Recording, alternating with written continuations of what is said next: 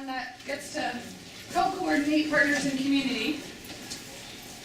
And we are the Substance Abuse Prevention Coalition in Clinton, and we do fun things like the Family Olympics and React and Elliott React, and lots of student leadership things, and a lot of public education about drugs and alcohol, which is where some of this hot quiz came from. But I'm happy to be here tonight. I'm going to kind of be your MC throughout the evening. This is a pretty cool collaboration between Partners in Community and the school system and the police and youth services. So we're glad to see so many faces here, as this is a really important topic, and I'm going to let Mr. Jack Cross welcome you all, and then we'll get started. All right? Well, thank you all for coming this evening. This collaboration has been an ongoing process for us in many ways, but more specifically, the topic has really evolved out of some work that we've been doing with safety and security of the schools within the community, and then looking at how that evolves out to the things that you all are involved with on a daily basis in terms of your children working on the internet, and what are some of the safety concerns there.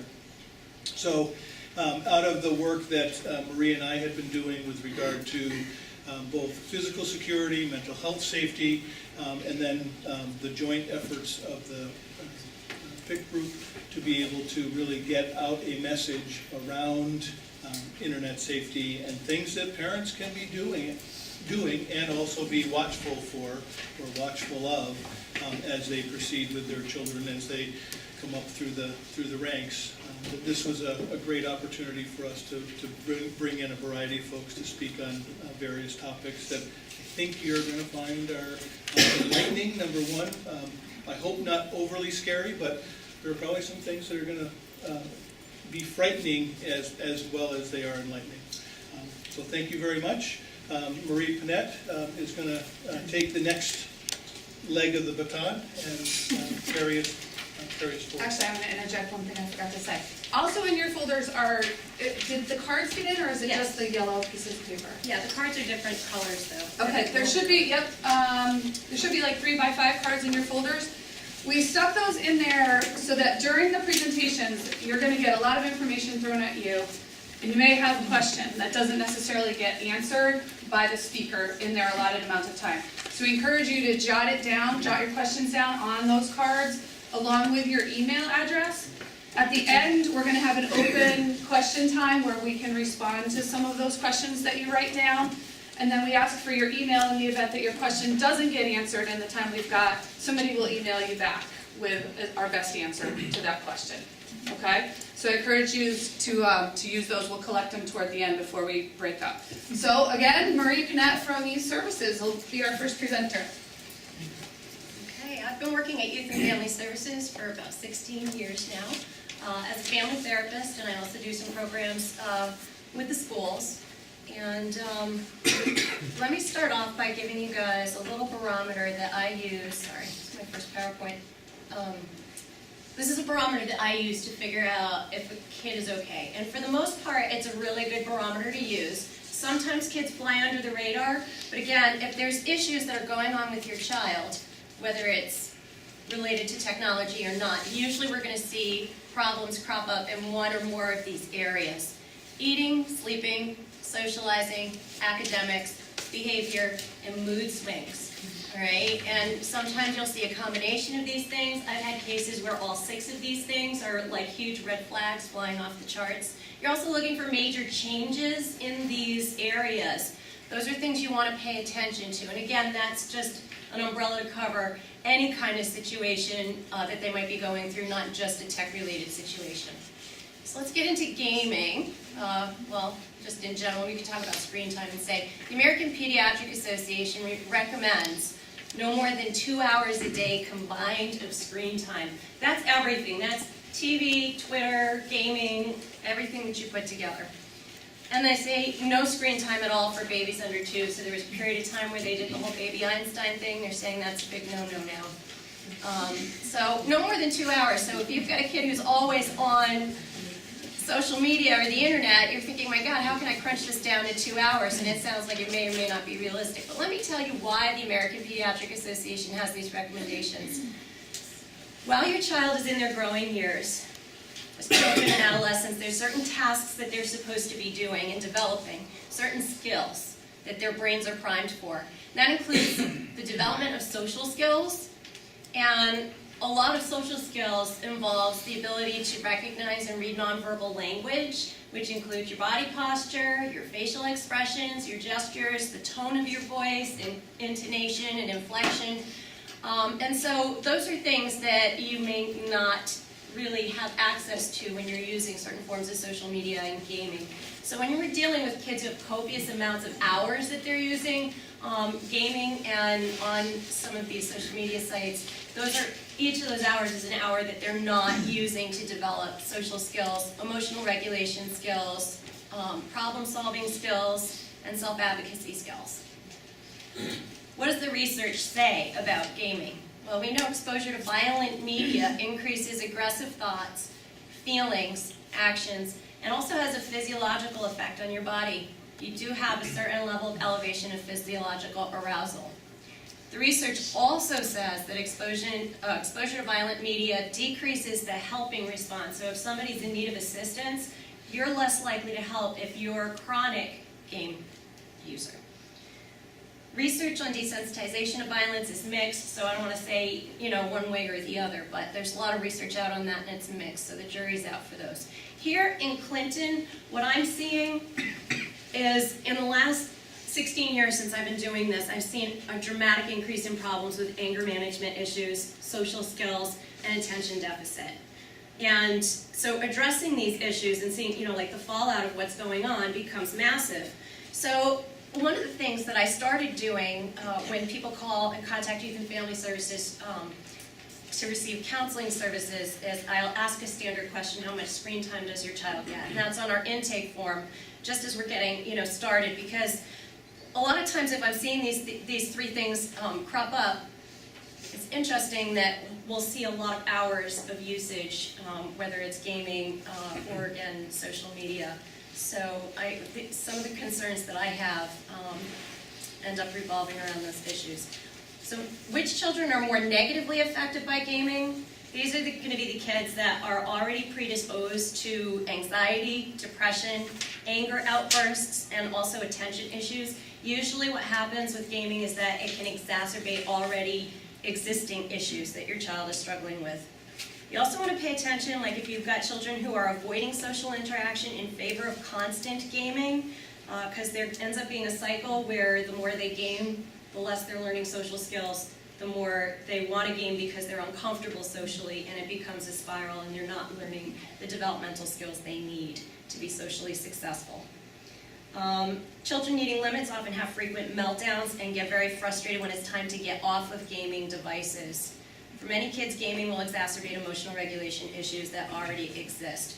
The good news is that most kids, if you put a good behavioral plan and you have a system where you get to earn your time through showing that you're able to manage your feelings, most kids are going to draw on their own resources and be able to adapt and develop the emotional regulation skills that they need. Sometimes it helps to have, whether it's family counseling or a combination of family counseling and individual counseling, sometimes it helps to have that kind of assistance as well in terms of seeking positive change in your family.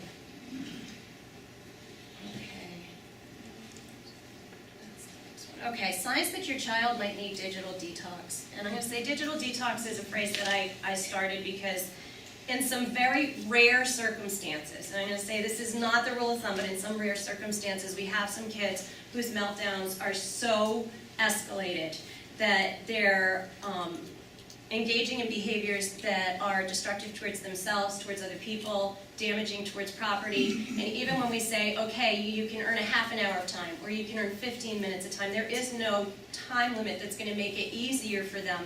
They're still having massive meltdowns when they get off the device. And so sometimes what happens is we need to go a period of time where we're not having technology access so that that child can learn how to manage their feelings in a typical setting, and then we bring and reintegrate the technology. So the idea here is for children to be able to learn how to exist in a world with technology, not to take it away. Okay. So again, frequent meltdowns that can disrupt the entire household.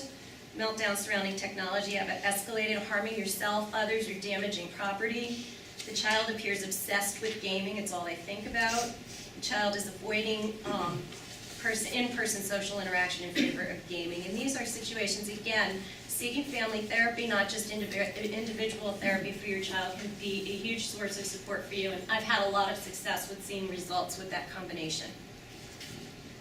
Gaming recommendations: pay attention to age restrictions, impose time limits, keep the devices in a central area so you know what kinds of games that your children are having access to, and you know how much time they're actually spending using those devices.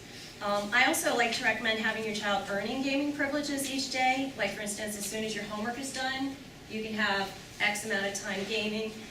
You can also re-earn your privilege every day for showing us that you can handle when it's time to get off and respect the rules. Okay? Social media. The research with social media is really clear. It's telling us that we have entered an age, not we are entering, we have already entered an age of increased anxiety. And I have to tell you, in terms of my practice, it's off the charts. I can't tell you how many kids, even on the high school level, that I have that are having fear of going into school. They can't even get themselves into the building. There's, all sorts of anxiety that's going on there. So I think it speaks a lot to the kind of pressure we put on kids, but also some of the things that are happening with social media is 24/7 access. There are no breaks.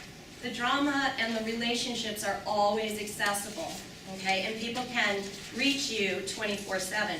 And I'm just going to make a comment that there are a lot of kids that are going to bed with their phones and their devices, so they're not having a break from them.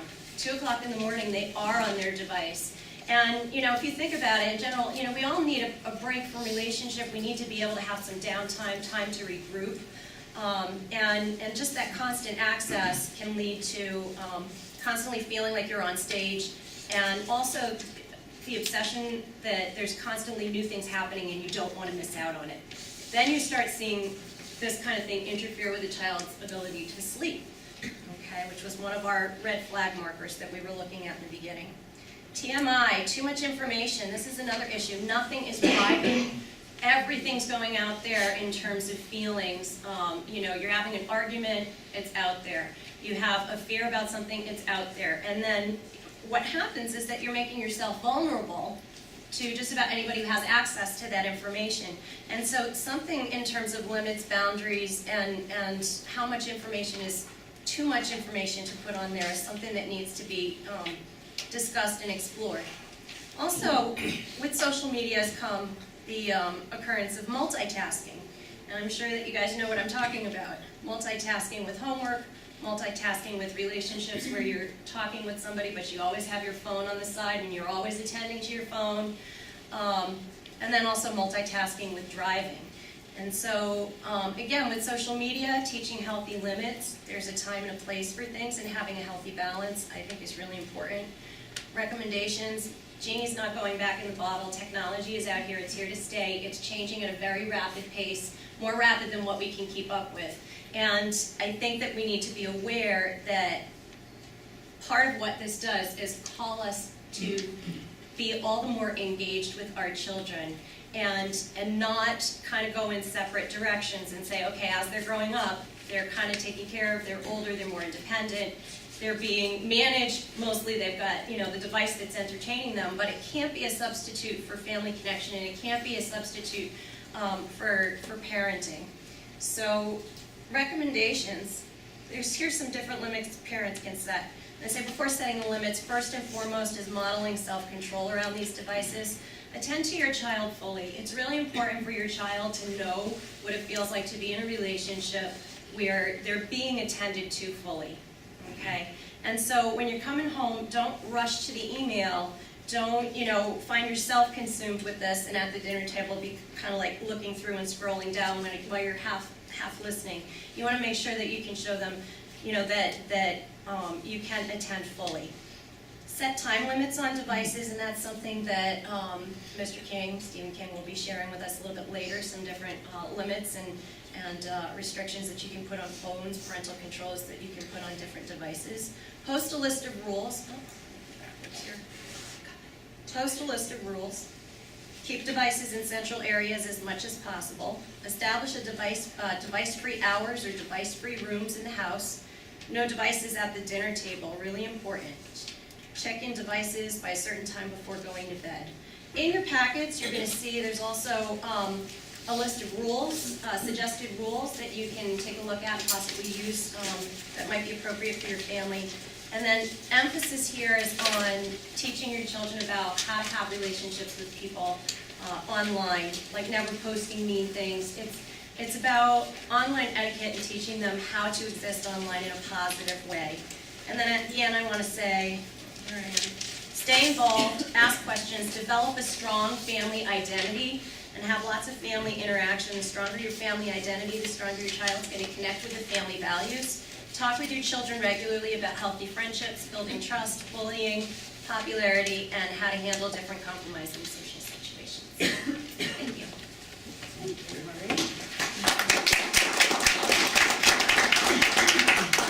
And as I mentioned in the beginning, I know that came really fast. If you have a question, jot it down. Because if we don't have time tonight to get to it, somebody will email you a response. Our next speaker is Steve Mendelson, who is the school social worker? Or school psychologist, I'm sorry, at Pearson and at Elliott. And he's got 12 minutes.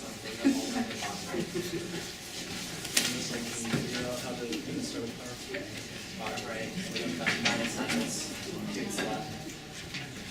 Other left, right there. There we go. You got it. Should have worn my glasses, that would have been a good start.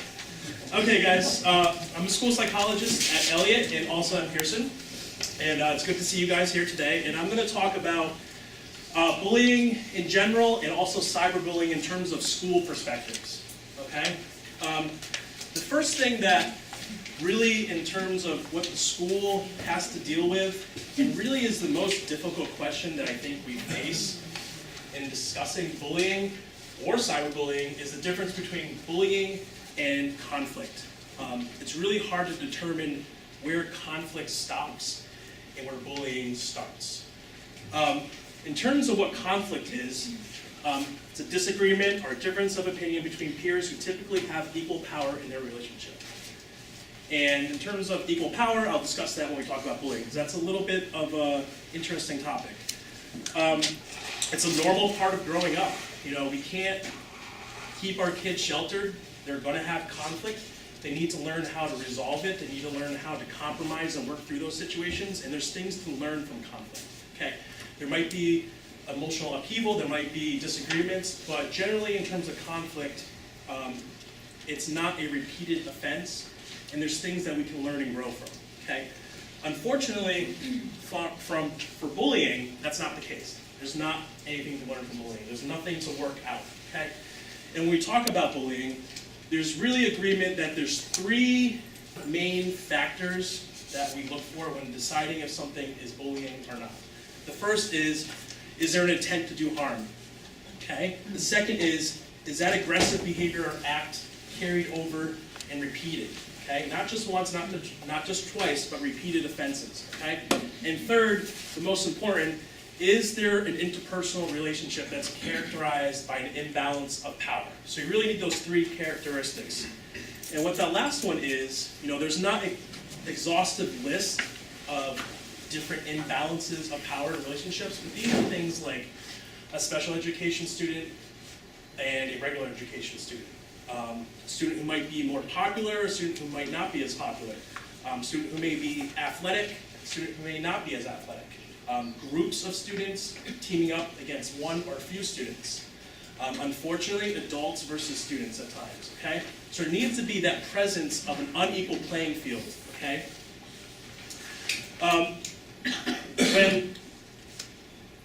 When we look at things that are rude versus mean versus bullying, okay, and conflict kind of falls in between mean and bullying, rude things, you know, they're not planned, they're spontaneous, you know, they might be thoughtless, they might hurt, but there's no intention to do harm. You know, I think of my well-intended family member who, every time I see her, you know, she looks me up and down, she gives me a nice look. She's like, when are you going to shave that monstrosity on your face? And it's not, you know, she's not trying to bully me, she's not trying to be mean. It's rude, okay, but it doesn't qualify as being mean or bullying, okay? When we look at things that are mean, you know, they're more planned, they're hurtful, they're intended to be that little jab. But what differentiates them from bullying is that maybe they're not carried over periods of time, and there's not that imbalance of power in the relationship. Okay.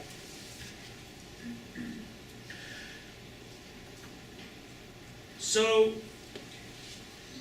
why is it important to differentiate between bullying and conflict? Unfortunately, you know, the word bullying is kind of, it's being gratuitously referred to, and it's kind of creating a sense of the little boy who cried wolf. And what I mean by that is, if everything is bullying, then nothing is bullying, okay? If we improperly refer to mean acts, rudeness, and conflict as bullying, you know, we run the risk of becoming so oversaturated with the term that we don't respond to it when it's true with that level of urgency that it requires, because unfortunately bullying can be a life or death issue, okay? So we really have to be careful of that. So with that in mind, that's why it's really important to teach school personnel, administration, school psychs, teachers, parents, students themselves when appropriate, what's conflict and what's bullying, okay? Sorry, I'm going on warp speed here. With that in mind, I'm just going to read you a quick little case study. 2 female members of a school basketball team are arguing with each other over the loss of a recent game. One of the girls is blaming the other for letting the opposing team knock the ball out of her hands before she could throw it. The other girl is saying it's her teammate's fault because she didn't pass the ball to her during the last few seconds of the game. They continue to fight until their coach gets involved and tells the girls to stop arguing. Raise your hand if you think that's bullying. A+. Raise your hand if you think that's conflict. Okay. So that's kind of an easy one. They're not always that easy. Okay. Now if post-game, the girls were picking on the girl who made a mistake in the game outside of the sports setting, kept picking on her, got others to team up against her, and carried on, that would constitute more of a bullying situation, okay? The next concept that I just want to touch on really briefly is that off-campus doesn't mean off-limits, okay? So what I mean by that is, although an act may occur at home, on the internet, and not on school grounds, it doesn't mean the school doesn't necessarily have the right to intervene in terms of discipline. And these are kind of the markers that we look for when a behavior affects the educational environment, a relationship is drawn between student, school, and incident, if the students or staff members are likely to be affected, or if the conduct caused or is likely to cause disruption to educational climate. Now, I haven't come to a situation where there's been a true case of bullying and there necessarily hasn't been an impact in school. So while things may happen on the cyber world, the fallout is usually at school. So it'd be very rare, in my opinion, to find a true case of bullying that occurs online that doesn't have some impact in the school. And when that occurs, that's when the school has the right to intervene, okay? Just quickly, just some notes on cyberbullying. You know, a couple main things about it is that when it's online, there's disinhibition. You know, you're more likely to go ahead and do something online than you would face-to-face. Kind of basic common knowledge. It leads to more impulsive behaviors, and especially students who are not having fully developed their emotional regulation skills, they're more likely to be impulsive than adults, although sometimes it's not true. And in terms of when we're looking for consequences, what makes it difficult is at times when kids are very savvy about technology, the anonymity behind it, it's hard to always find who did it. It's like a clue game sometimes, okay? It's not always that simple of, Johnny came up to me and called me stupid to my face 3 days in a row and he's making me feel bad, okay?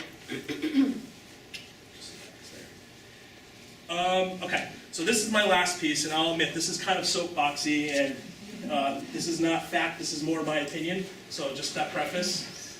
And every situation is different, and some situations are more extreme than others, but in terms of what I feel the best route to take, and this kind of piggybacks on what Marie was saying, is that, don't forbid technology. Technology and social media, the sociological norm. We're not only using it to learn, but we're using it to communicate, and it's not going away. The genie's not going back in the bottle. So when we look at this, I'd rather take a proactive than a reactive approach. Let's teach technology etiquette. Let's teach social media hygiene, okay? We need to know,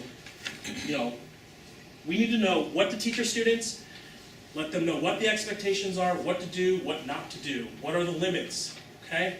We need to commit ourselves to communicating with our students and our children about their online lives, about their cyber world, letting them know that's an expectation, that if you're going to do this, you're going to have to talk to me about it so I know what's going on. And while we're not going to be able to stay abreast to all the updated apps and everything that comes out, we need to make a good faith effort to try to do that, okay? I think that's where the proactive rather than reactive approach is important.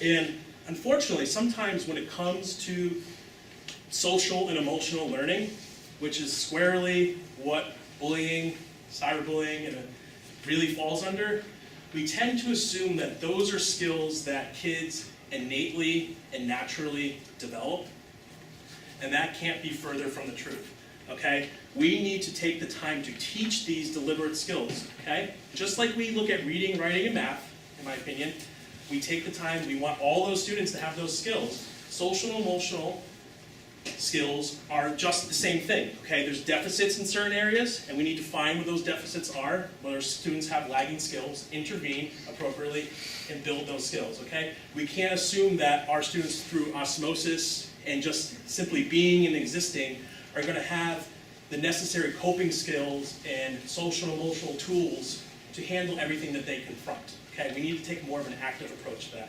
And I think in terms of community, home, and school, we can all do a better job of that, okay? That's all I got for you guys today. Thank you.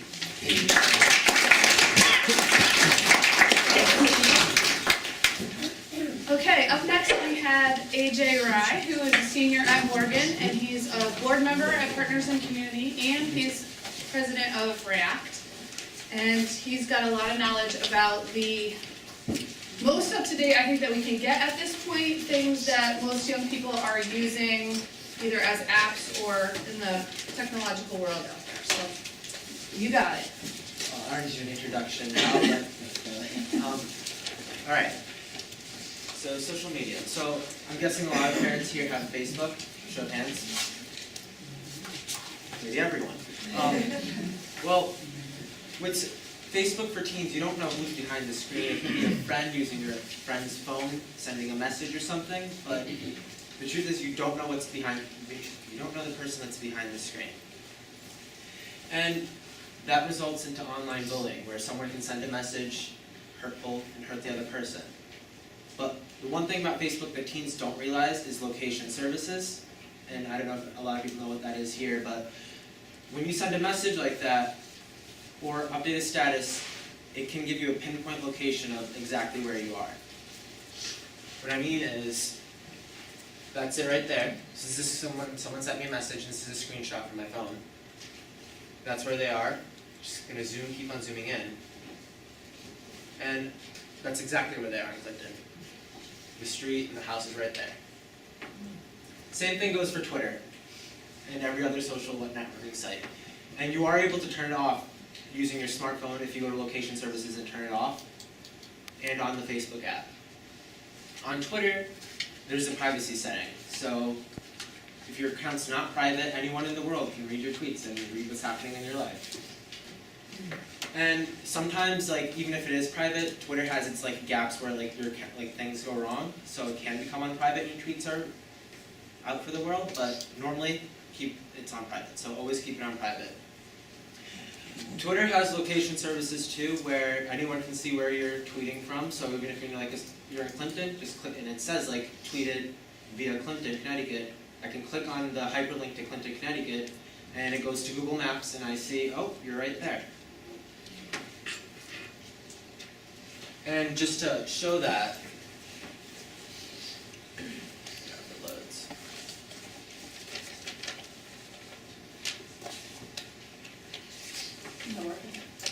How's everyone's day?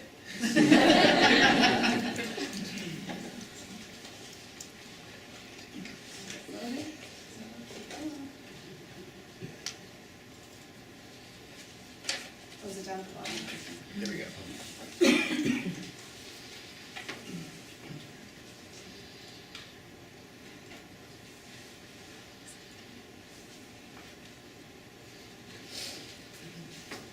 Technology has its days, and it doesn't have its days. There we go. All right, so location, Clinton, Connecticut. And this is everyone live tweeting right now in Clinton. So everyone whose account is not on private, it's showing up right here. We're checking to see if any of you. I was gonna say, don't call anyone out. It just goes, so I can, if I really was determined to read about everyone in Clinton, just go on here and read about everyone. But I don't do that kind of free time. That's a different conversation. We'll have that after. Alright, then there's Instagram, which is like the new trend amongst teens and a lot of middle schoolers now, because my sisters have one too. With Instagram, you can make your profile private, and that's actually suggested because there's a lot of spam accounts out there, and you can see your pictures, you can see whoever tags you in them, and you can see, like before, you can see the exact location where the picture was taken. Make it private by going into the settings and clicking on the photos are private button. With Instagram, it's called geotagging, so it tags the location, and with this, it tags your GPS location. So it's more advanced than Twitter and Facebook, where it just like it gives you the GPS location. You can put that in, drive to where you are, see where you took the picture. And to make my point clear again, I'm just going to find some people that have been taking pictures on Instagram and uploading them here, maybe.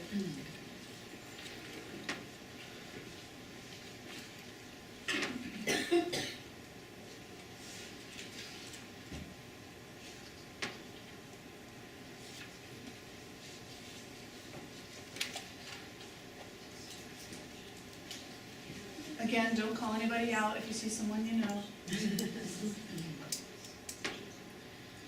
So the town of Clinton, people uploaded pictures as we speak onto Instagram. If you see your child on there, don't call it out. So these people did not set it to private. Nope. And then another thing on this site is I can see people who don't have it on private in Clinton and have uploaded pictures. So these are their accounts, so I can just jump from account to account to account. In each of those accounts, do you get their email address? Only their Twitter account, right? Yeah, anything they hyperlink. So like, let's say if I upload a picture to Instagram and I have my Twitter account, Facebook account, and my Tumblr account all added to it. So I upload it to Instagram, it'll be sent to my Twitter, Facebook, and Tumblr. And then it's out on 3 different sites, so it's progressing farther. And if I don't have any of those sites on private, it's just going to keep on going through the chain of social media. Snapchat. Does anyone know who does adults here know what Snapchat is? By any chance? Well, Snapchat's a new trend amongst teens and, again, a lot of middle schoolers now. And it's basically you send a picture and you can put a time limit on it up to 10 seconds and it supposedly disappears. But if a person's quick enough, especially on an iPhone, you can screenshot it and that's saved forever. And you can't do anything about that because the other person has it in their possession. You don't know where it's going to be sent or what they're going to do with it. And like I said, screenshot right here. One of my friends screenshotted my Snapchat 3 times. And she has it, and I can't do anything about it. This was an example. This is an example. All right. Bullying. So, a lot of the topics were touched here by Steve about bullying, but like, there's a lot more that goes in it than just like word exchanging and online. It's something that can't be controlled. I didn't think it. Along with your presentation.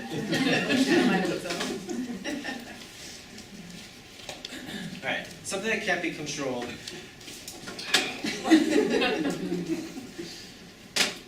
Something that can't be controlled, and it's something that happens online to everyone as a teenager, because at some point, like, a lot of teens are going to admit that someone's exchanged harsh words, or there's been a Twitter fight that's been like the rave of the town, and everyone's been talking about it or something.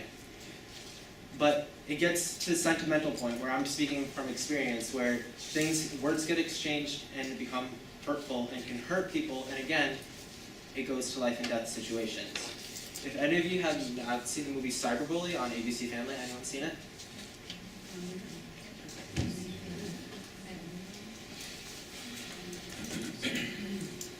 It really shows how impacting a few words can be towards someone.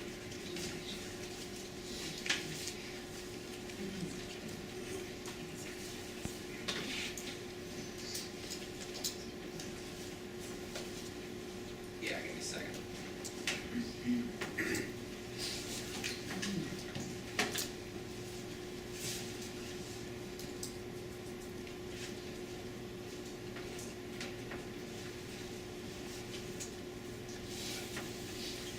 Did anyone come from work and then come directly here?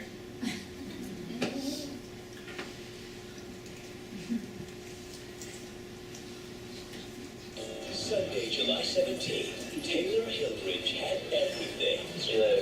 Until her online life crashed into her real life. Somebody figured out my password, they hacked my profile. ABC Family presents the most powerful movie event of the summer. They're saying I'm pregnant and I'm some kind of prostitute. Nobody believes that stuff. Taylor actually came to school today. Find out how words can hurt. It's really hard to see you in this much pain. Emily Osmond and Kelly Rowan. And all those people started saying stuff about me. I felt like such a freak. Like I was the only one. A new ABC Family original movie about finding your strength and taking a stand against digital drama. There is nothing wrong with asking for help. The world premiere of Cyberbully. Sunday, July 17th at 8/7 Central. Only on ABC Family. Is that whole thing on YouTube? Like, can you watch the whole movie? On Netflix. On Netflix? Netflix. It's something they like take down. It's like very powerful. And if you've ever seen the movie Bully, that's another powerful movie. And to be honest, I don't cry a lot, and I cried during that movie. That stays in this room. We'll be checking Twitter later. But yeah, that's basically it for me. Okay, thank you.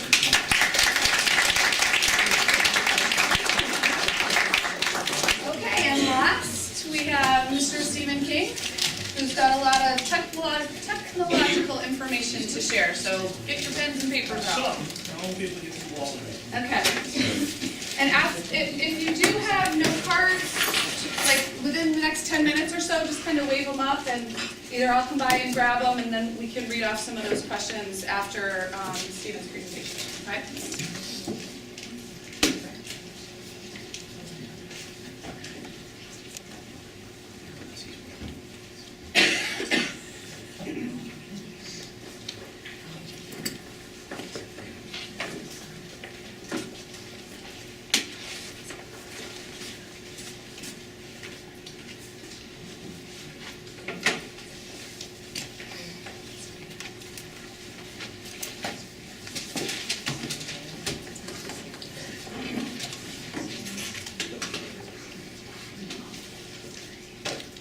Okay.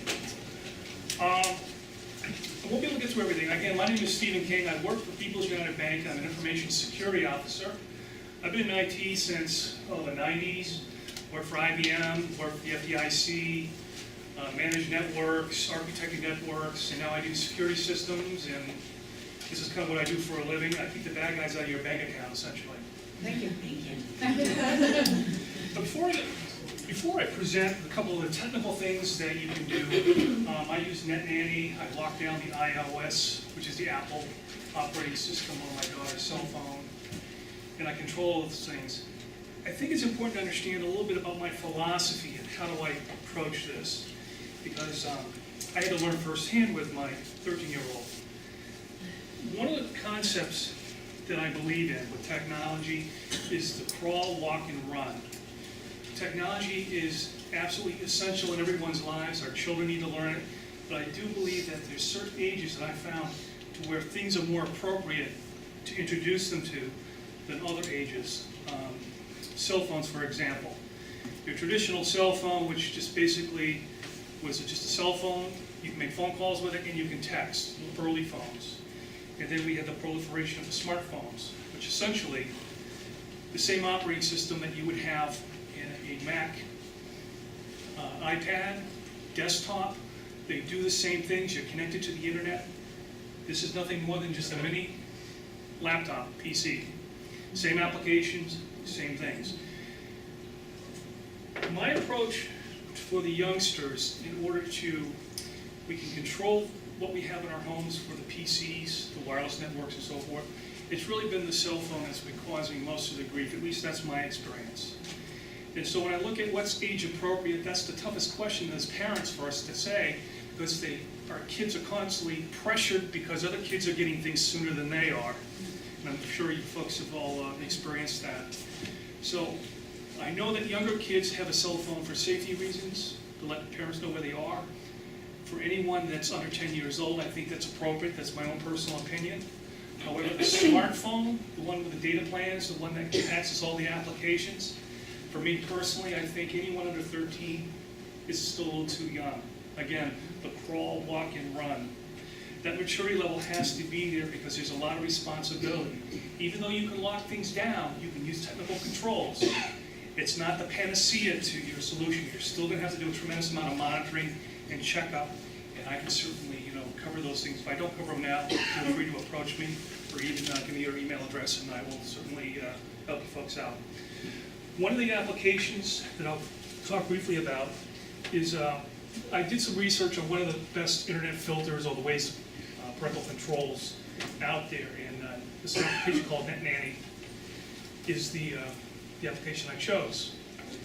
And essentially, this is my daughter's PC, when I'm basically locking down. Big fan of M&M, I guess.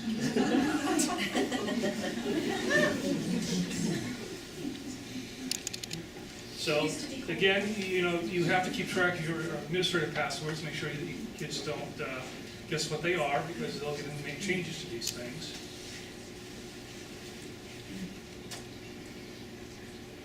So here you have essentially where you can start setting things up. I only have a default user set up. I don't have multiple people that need to gain access to this, to where some people have more rights than others. It's basically technology that I purchased for my daughter.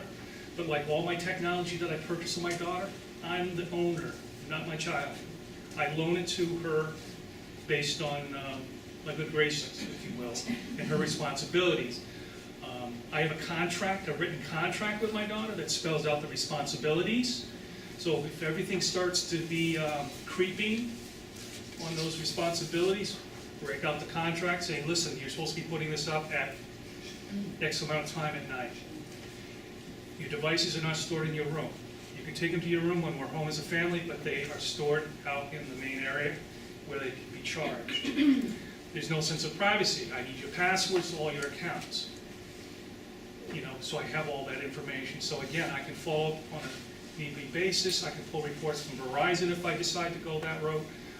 Again, I'm giving my daughter an opportunity to show responsibility, but at the same time, if something happens, I need to be able to go in and say, what's going on here?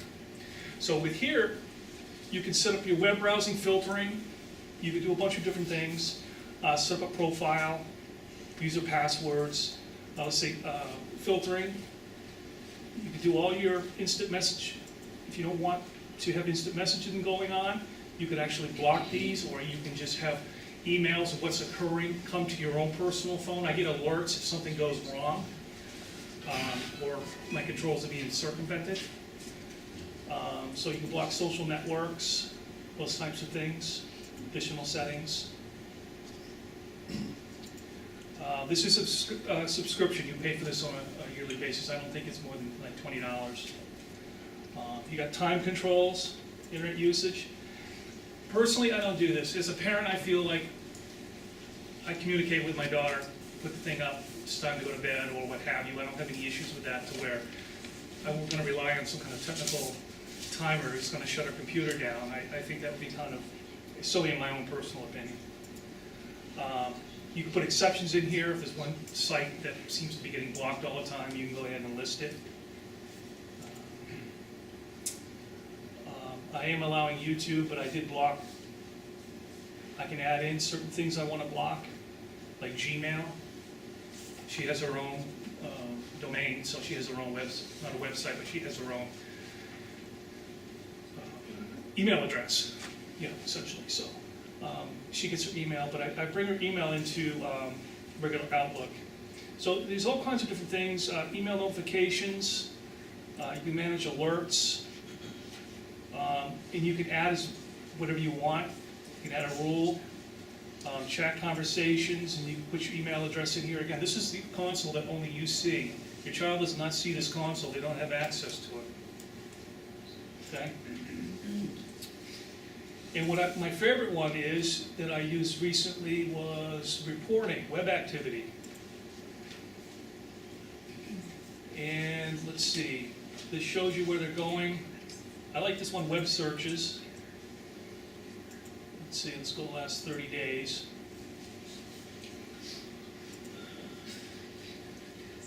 And you can see, where's my daughter Googling? What is she going out to? What is she seeing? And it was probably a good month ago that I saw keywords for a search on how to circumvent Nanny, how to get around that Nanny. So now again, the way this works, if you think about it from a post office standpoint, you got an IP address. I'm not sure if many people are familiar with IP address, but it's a string of numbers, and that's how the internet addresses your website. But we don't remember a string of numbers. We remember, Google.com. But behind that is a IP address, and so there has to be a central post office that resolves that name to a number. Now, this works based on the name. It doesn't work on the numbers. So if your child knows the exact IP address of where they want to go, these controls won't work. Okay. So they can type it directly into the IP address. They've got to be sophisticated enough to realize that. Quickly learn.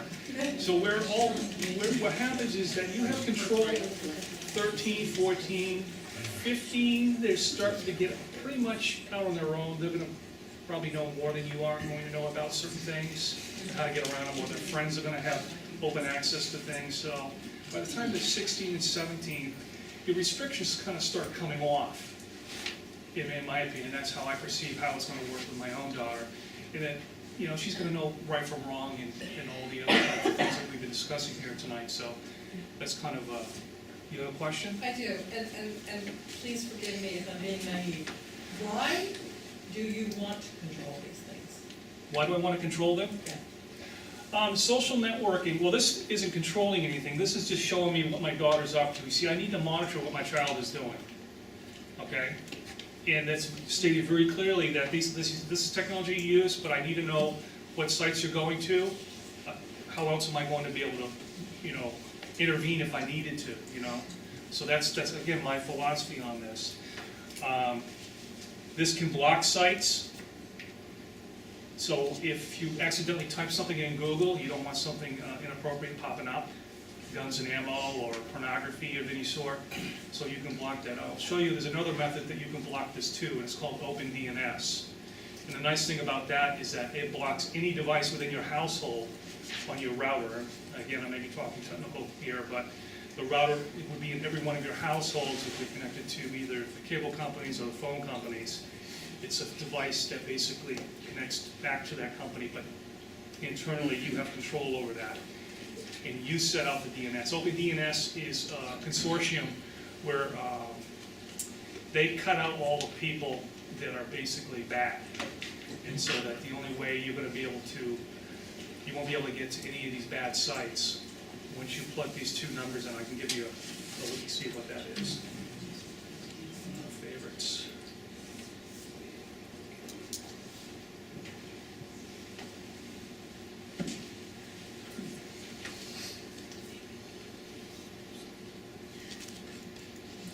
Let me just type it in here.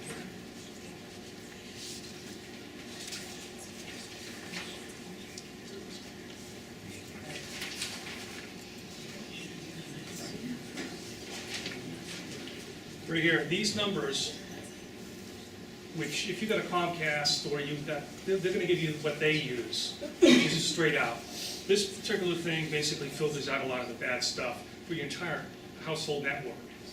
So whether you didn't have your laptop configured or another device comes in the house, they're not going to be able to go out and surf a porn site or get to whatever's being, filtered out. Some of the phishing sites and things like that. So you still want to maintain your other proper security controls, making sure your PCs are up to date, you've got the latest patches, you're certainly going to have antivirus software. Those things protect you as well. But as far as blocking out negative sites, this is really good to do. I use this in my house myself. So, Is this a subscription? I'm sorry? Do you pay for this service too? No, this is free. So we just go to OpenDNS and what do I do with those numbers? Well, that's the hard part. And you see, that would be more of a technical discussion because if you got, it depends on the router that you have. Let's say I have a Linksys router. If I hit it here, I demonstrate how I log into it, and then I go ahead and set my DNS to those numbers, and basically all my traffic gets resolved to these two locations. So we go to the router and then enter those numbers. Exactly. Some of you people, you might know what I'm talking about. It's kind of like programming, the things you buy at the, I'm sorry, go ahead. But doesn't your router usually have like a tool that comes with it that allows you to do security on it? Well, you're basically using your own browser, and you're probably going to an internal IP address like a 192. Most of them are using a 192. A 10 network is another private network, but you're using private IP numbers that are not able to go out. And so what happens is that your router sits on this side, and you've got your own internal network, whatever IP addresses you want on the 192 segment. And at the outside is whatever your telco is giving you. You're using their numbers. But you're also using their DNS resolvers, which is unfiltered, so you can go with everything. So this is a nice way of being able to get an additional filter for free. If I wanted to control or limit access to, like, say, a YouTube site, specific content, and a YouTube site that's accessed through, say, an Xbox, would Nanny work, or is there another way I could limit access? As far as I couldn't download it to the Xbox. you can block YouTube, you can block anything you want. Just certain parts of YouTube. That's To filter it, essentially. I haven't seen anything. I haven't actually tried it, but I'm not saying it can't be done. I know that in my reports, I get a lot of things to deal with Facebook. Even though blocking Facebook, I don't want to jump to conclusions and say, my daughter's trying to get out to Facebook. Okay. Facebook and Twitter have got their code buried into all these other different sites. So every time you pop up, you'll see something that's blocked up in the corner because Facebook wants to conquer the world. I don't know if everyone knows that. I used to be a fan of Facebook, by the way, but I stopped using for a variety of reasons. The privacy is all over the map. I don't want to go political on you, but there is no privacy with them. I don't care what settings you set up. There is absolutely no privacy, and I do block that. My child is not to use that.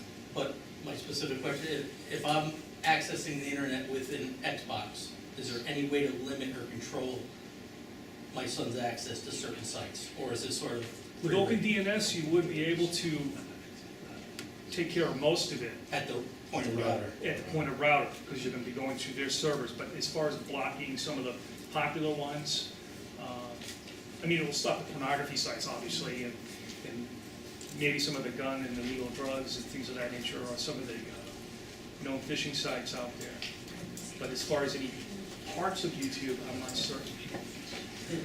When you were on that OpenDNS page, where it said learn more, If you clicked on that, would that like walk you through, if you have this kind of, like, I have a Mac, Yes. router, Right. where it is, show you, kind of walk you through where You to know, find the I router would say information on the computer? everyone here has been to Google, right? Everyone has their own computer, right? So from the experience standpoint, you're about 95% there because Google, it's not on Google, it doesn't exist, essentially. So you use keyword searches, and I do this all the time. I spend a lot of time doing research. I'm doing one now because antivirus does not cover, volatile memory space. I'm trying to create a design where we're going to take basically thin client laptops that have a solid state operating system, nothing else. You can take it anywhere you go, plug it in, log in, two-factor token authentication, and you're into your network to do things. But am I going over time? Yep. All right, I'm going to wrap things up, but if you guys have any more questions, feel free to... I was just flipping through, like, some of these questions pertain to Stephen. I didn't cover the iOS on the iPhone, so, again, there's too much information for the time I have, but I'd be more than happy to help communicate with you about what you can do.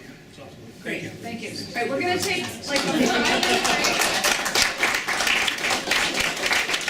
You guys get some stretch around, get some cookies or some coffee if you like, and then we'll jump back. We'll try to work through these questions, and then if there are others, we'll take us right up to you.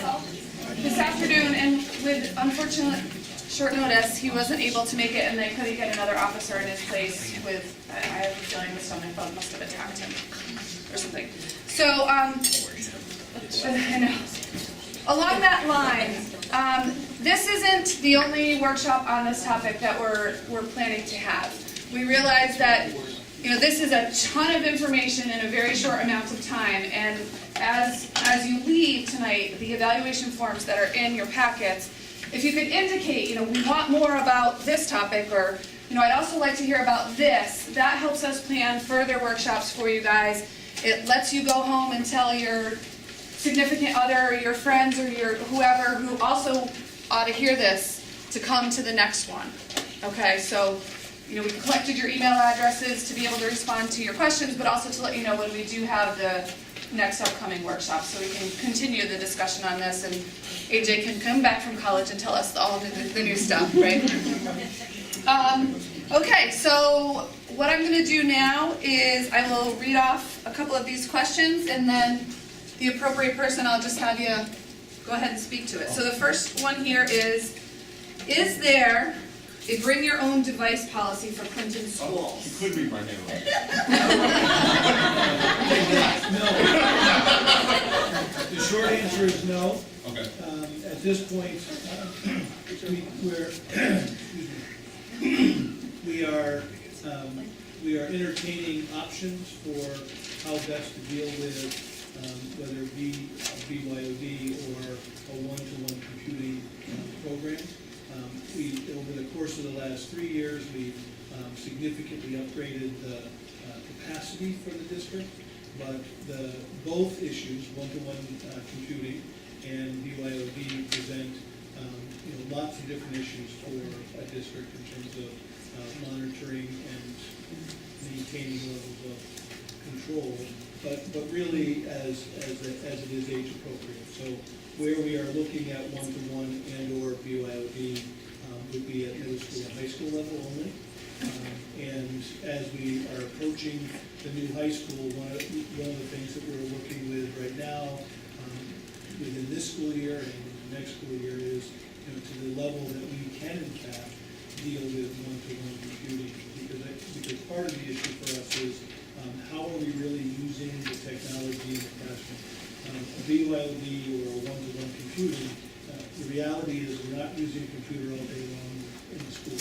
So we don't need 600 computers operating at one time at the high school, but we do need the capacity throughout the day to be able to have full classrooms or multiple classrooms be utilizing technology for either a whole class period or a portion of it. How best to do that. The BYOD brings it's fraught with issues with regard to not just the controls, but also the issue of equity and access in our community. As well off as the community is in many respects, we have a very diverse demographic, And many of us have a single computer in the home, period, that's it.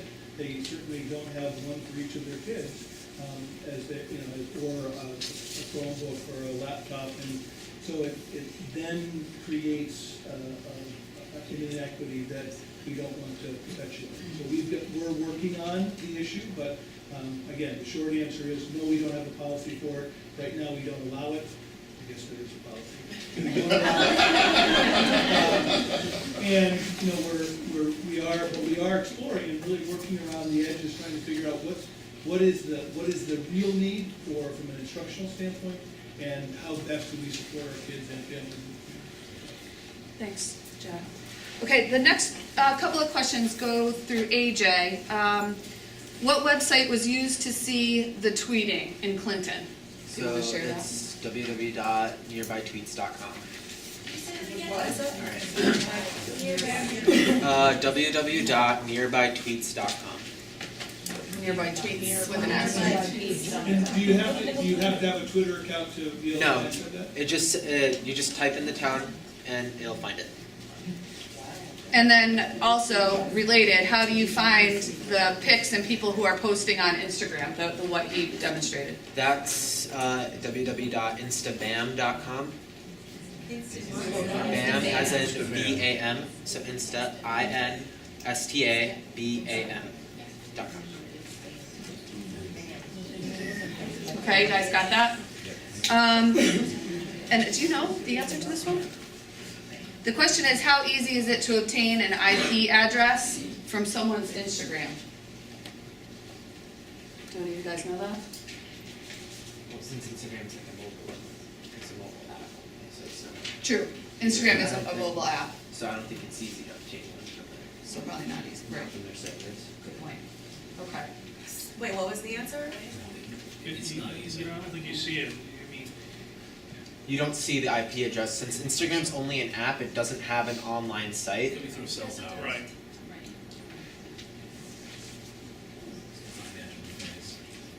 Okay. Yes. Instagram actually is available online, but I don't think you can post things online. Yeah, you can just look, right? Yeah, It's a you can just look at third-party people's website. profiles online. Okay.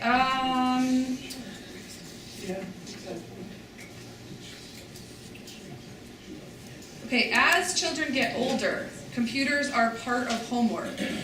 Does that homework screen time count in the 2-hour time frame that was recommended?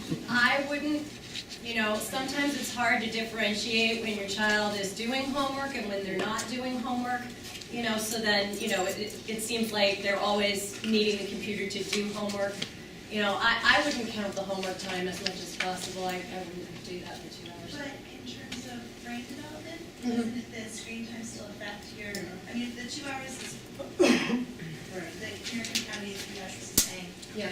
in terms of not just social emotional, but What I would say is technically, yes, but realistically speaking, because they need to do their homework so much, they would never have access to social media, because they would use all of their time every night. Yeah, so, I'm just thinking realistically speaking that, but yes, you're right, that it does technically, that kind of exposure, and it neurologically has an effect, but the social emotional development as well. So there's both of those pieces.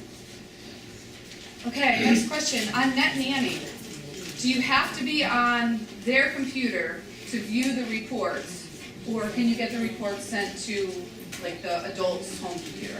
Yeah, you can get your reports emailed anywhere you want it to be. So you very rarely have to go on the computer. I would say though, what you're going to learn is when you do lock things down, you're going to get interrupted a lot by your child saying, listen, I'm just trying to go to a legitimate site, but somehow they got confused, and so you have to override it, and it's only overwritten for that one time. So you may have to go into the administrative console to exclude it for future reference. I think YouTube was one of those things where, my daughter needed it for schooling and things like that, so I just unblocked it all entirely, which is fine, because most of the things on YouTube are okay anyway. So. Does that answer your question? So you can get reports sent to your email. If you get alerts all the time, you're gonna have your phone's buzzing off the hook. Do you have to install that on every machine that you? Yes. I forgot to mention, they also make a version, okay? The problem with your iPhones, right, is you have Safari. I can't do anything with Safari. If they're gonna get internet access through Safari, they can go anywhere they want. So NetNanny has got a downloadable one. I think it's like $9. And what it does is that you go in and you remove Safari. You basically turn it off through the features. And this NetNanny icon pops up, and that allows them to go out, and it's automatically filtered based on their age group that you set it on. So 9 and under. So it's not connected to the desktop? No, it's not related to the desktop. So you have to put it everywhere. You have to do it on every, like, iPhone and computer. Correct. Per device. Yeah. Did you want to comment? Oh yeah, from experience, I know that since Facebook and Twitter are connected to every website pretty much on the internet, and I know my father, I think after a while he just unblocked those websites, because even if you're not specifically going to Twitter or Facebook, if the website is linked to their Twitter or Facebook page, you are still going to get a notification. And that can be really annoying when your phone is like buzzing that your kid's trying to get to like Facebook or something when you're not. You don't have to unblock Facebook or Twitter. You just have to either the page you're going to accept that, or they can ignore it too. They can click and say, and it will basically pop up. Like they'll still be able to go to the regular page, but they won't be able to get to the device. You know, yeah, so. Does that answer your question? Okay.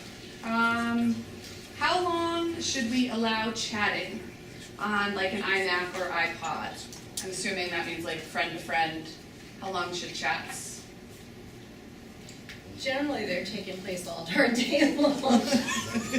You know, I mean, they don't actually stop, and that's part of the, you know, you have a piece here, and then you have a piece that comes later, and you have a piece that, you know, it can be an ongoing dialogue. It's very different than the type of communication we all grew up with. Right.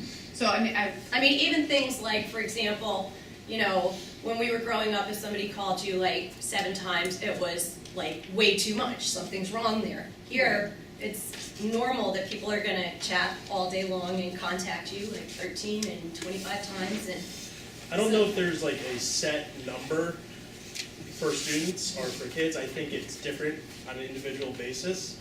In terms of like what we were speaking about, every child has a different innate or developed ability to handle emotional regulation. So what might be working for child A may not necessarily work for child B. And really what you need to look for is how your child is responding in those key areas of life, what Marie talked about in her presentation. And if you're finding changes in that, then you look for clues in that way to inform your decisions about it. I don't know if there's like a threshold or a set time that would necessarily apply to every student. yeah, it might be different from person to person, but I do want to point out in your folders, you all have a copy of the American Association of Pediatrics recommendations and guidelines for age limits in terms of what's appropriate for what age. And I read through it, and I think it's very good. And then the other thing that I would encourage you to do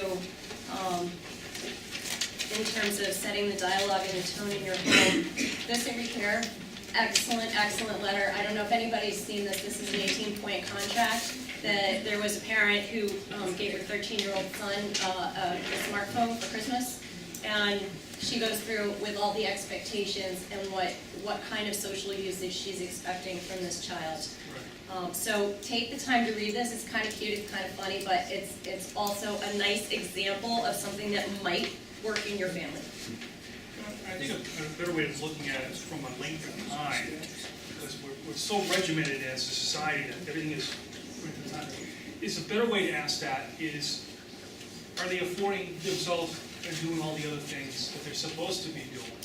Because if they're doing all the other right things, they're socializing, they're spending time with the family, you're doing things, then there really isn't a set specific time on how much to do on chatting or how much to be on the computer. It's a holistic viewpoint as far as are they holding up their responsibilities for their age in doing their homework, socializing with their family, sports, athletics, eating healthy, all those types of things are basically looked at in anything, whether it be chatting using an iPhone at the dinner table, which takes up your social interaction, or whether you're playing too much on a Game Boy, or you're spending too much time playing basketball. It really is all relative. It's that you're spending too much time doing one thing, and all the other things are basically falling away. So, I mean, that's just my perspective. Okay, I have a totally new question that we haven't even touched on, and I'm not sure who the expert would be for this. The question reads, how about unpublished sites or links to shadow domains? Does anybody have any, I guess I'm imagining the person wants to know, how do you block them or restrict access to, or? We can also find out the answer to that and make sure that Right. it gets out there. I don't know. The gentleman approached me during the break, but Okay. I don't know enough about it. Okay. So we'll have to look into that one. Okay, if you can't always be present while your child is using their device or their computer, are there ways to track? I mean, we saw the Nanny, like the search and what they went on. Like, are there other ways, other programs to track the use of the computer or the phone? Now, for like texting, anytime you're using something on a cellular network, it'll be Verizon, AT&T, there's ways that you can pull reports. They may or may not charge them. I've never done this. The only time that I would actually want to pull a text report to find out is if there's an incident or a bullying incident, or he said, she said, and another parent called me or something that my daughter sent an inappropriate text message. Then I would probably pull those reports, but I generally don't have any issues with that. But that's one method that we would use. As far as capturing your texts on a PC, I haven't found anything to be able to do that. AJ, do you have any response to that one? Well, I don't know. My parents track my phone everywhere, so I'm kind of like the whole. My parents' provider is T-Mobile, and they have a whole like parent control system that you pay an extra $5 a month for, and it's like it basically shares your location with your parents every 2 hours, and so it comes up on their GPS, so like they know where you are, and if they wanted to, they go onto their My Account and they can see the recent people I contacted, and if they requested more information, T-Mobile will email them, will mail or email them all the conversations we've had from like the past like 10 days or something. That was my question, but I was really asking it more from the perspective of how much time as far as screen time. Because, I mean, I'll tell my kid to, stop playing games, and he goes upstairs, he turns the TV on. So like, between the television and the computer on our desk, and a TV in the basement, and then he has a Nook that I'm hoping he is using for reading, but it's like, turn one off and he goes to the other one. Yeah. So, and then when I'm always home, and, are there charts that, I mean, like even maybe you, as like, a non-technical, just more of a parenting way, like, does anyone have charts that you have to fill out? Because I know even like one computer, you can track the time, they have an account, and it knows, and it'll turn it off, but in a holistic perspective from the concept of even the television and the Nook and everything, how do you monitor that besides, if you're just... For some parents, what they'll do with devices is, they have a turn-in time, and then what happens is once the child has completed their homework and maybe after dinner when there's a certain amount of time available, these devices can come out. Now that doesn't necessarily work for TV, but in terms of other devices like phones and Nooks and whatnot, that ends up being a strategy. But another thing too is trying to get your kids involved as much as possible in activities that are either team-oriented sports, after-school activities, those kinds of activities that would lend themselves to actually interacting with other people where they wouldn't necessarily be on a Nook or on the phone. What I had to do, I know this kind of relates a little bit to this, it's like a detoxification process. Unfortunately, it's just not your child, it's the entire family. What I learned, when my daughter, for whatever reason, got punished and I took away her electronic access, is I had to fill that void, because if you don't fill that void, they're going to go off and sulk in their room or do something else, or, and not really do anything. It's not really, shouldn't be a punishment, it's just that punishment is that you no longer have contact with your friends. Now I have to spend time with my daughter. And it's fine, it actually worked out well. It's something that was recommended to me, and over here, and we have a father and daughter night out every Wednesday, except for this evening, but she's actually here now. Yeah, right now. It improves the communication, it improves the relationship. I mean, It's about we got relationship. puzzles on the table now, and the TV is off, and I mean, I don't want to be preaching parental things because I learn as I go, as just like the rest of us. But I can share with you some successes I've had and maybe some of the failures of something that doesn't work. But it's parental involvement, no matter what. That's the number one arsenal, that we have. Is it related to this? No, I was going to make a suggestion of we can get a workshop for people who aren't as likely to be able to do this or understand it. Then we can get a hold of it together to show people how to set these things up. Right. That's smart, yeah. Yeah, that's one of the intentions that we have, to be able to do that, because clinically I'm finding a lot of parents come in and they're not aware that you can put certain restrictions on, much less, how to go about doing it. Right. AJ, did you want to make a comment to that? Well, bouncing off that, before, when my family had issues with electronics, my dad took a drastic measure and he just took the TVs off the walls and he locked our phones in a safe.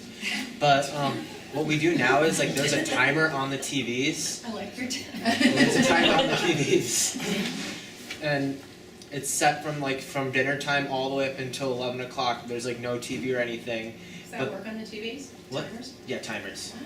So there's timers on our TVs and everything. Then another thing, a feature my dad put on my phone, was that after 10 o'clock my phone turns off until 6 a.m. The service turns off till 6 a.m. So there's you get the full night's sleep without being distracted. Or you wake up and you're not instantly on your phone. Yeah, because you have to wait an hour. Yeah.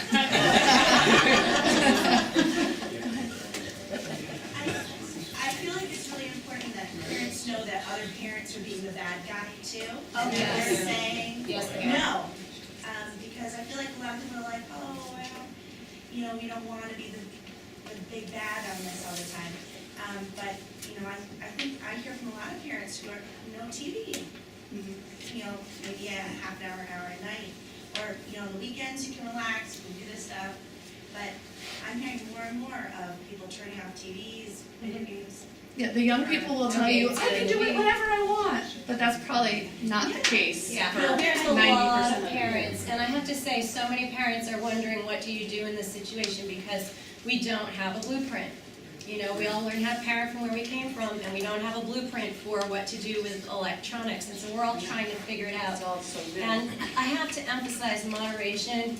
I think the temptation is that we all want to protect our children and make sure that they aren't exposed to things that are hurtful, and the temptation might be to go in there too soon and try and be too, involved and micromanage everything. And at some point, they do need to learn judgment. They need to learn judgment with these devices. So the idea isn't, okay, let's make it until they're 18 and protect them from all these things and monitor everything they're doing.